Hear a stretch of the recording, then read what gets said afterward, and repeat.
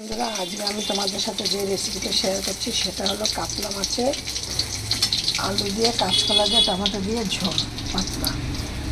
আমি এইখানে নিয়েছি 500 গ্রাম কাতলা মাছ, ভালো করে দিয়ে নুন হলুদ মাখিয়ে আমি এইটাকে ভালো করে ভেজে নিলাম লাল লাল করে। দেখো, এবার আমি এইখানে দিয়ে দেবো এই যে তেলটা আছে, এই তেলের মধ্যে আমি দিয়ে দেবো আরও তেল।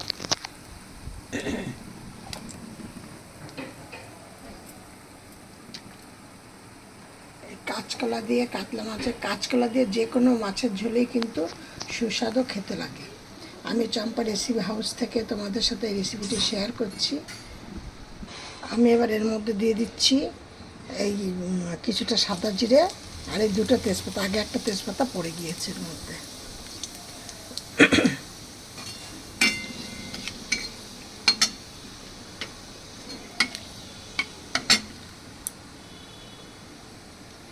একদম দারুণ একটা সুস্বাদু একদম কাতলা মাছের ঝোল কিন্তু সবারই মোটামুটি প্রিয় খাবার। আর এই মাছের ঝোলটা তোমরা এইভাবে করো, দেখবে খুব মজাদার একটা খাবার হবে। আর এত গরমে একটু কাঁচকলা ফাঁচকলা দিয়ে একটু ঝোলমোল করলে ভালো লাগে খেতে। আলু আর কাঁচকলার মধ্যে দিয়ে দিচ্ছি কিছুটা হলুদ আর দিয়ে দিচ্ছি কিছুটা নুন। এবার আমি দিয়ে দিচ্ছি এর মধ্যে 4 টুকরো, একটা টমেটো করে 4 টুকরো করেছি এটা। এবার দেখো এগুলো আমার ভাজা হয়ে যাচ্ছে। এর মধ্যে আমি দিয়ে দিচ্ছি, এইখানে আছে কাঁচা লঙ্কা, আদা, জিরে, ধনে পেস্ট করা। এই যে আমি এর মধ্যে দিয়ে দিই। তোমরা তোমাদের প্রয়োজন মতো নুন দেবে। আমি এখন দিয়ে দিচ্ছি আমার প্রয়োজন মতো এই যে নুনটা, আর কালারের জন্য দিয়ে দিচ্ছি হলুদ গুঁড়ো। এবার দিয়ে দিচ্ছি কিছুটা কাশ্মীর লঙ্কার গুঁড়ো, কারণ আমরা যেহেতু কাঁচা লঙ্কার তরকারি করি, খেতে একদম তরকারিটা বাজে দেখতে লাগবে। ওই জন্য আমরা কিছুটা করে কাশ্মীর লঙ্কার গুঁড়ো ব্যবহার করি, আমরা লাল লঙ্কার গুঁড়োও খাই না।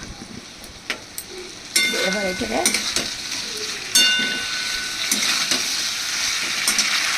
আর দিয়ে দিচ্ছি আমি কিছুটা চিনিটা দিচ্ছি স্বাদ বাড়ানোর জন্য।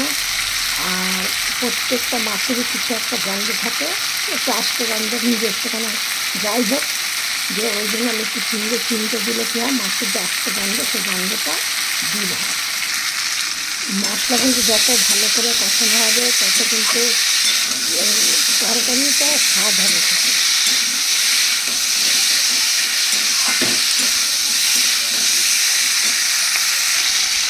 এবার দেখো আমার এই মশলাটা কেমন তেল ছেড়েছে। এবার আমি এইটাকে মধ্যে জল দিয়ে দিচ্ছি। দেখো আমি জলটা দিয়ে জল কিন্তু খুব বেশি দেইনি, কেন অল্প মাছ যে এক কড়াই জল তা না।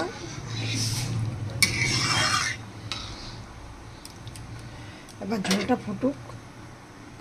দেখো আমার আলুগুলিও সেদ্ধ হয়ে গেছে, কাঁচকলাটা সেদ্ধ হয়ে গেছে। এবার আমি এর মধ্যে দিয়ে দিচ্ছি আমার এই মাছগুলো। এই মাছগুলোকে আমি এবার এর মধ্যে ঢেলে দিচ্ছি। মাছগুলি দেওয়ার পর যদি একটু মাছগুলো ভালো করে না ফোটে, তাহলে কিন্তু মাছগুলো শক্ত শক্ত কেমন খেতে লাগে, নরম লাগে না বেশ। এই জন্য দেখো আমার মাছের রেসিপিটা হয়ে গেছে। এবার দেখো কালারটা কত সুন্দর আসছে। এবার আমি এটাকে নামিয়ে দেবো।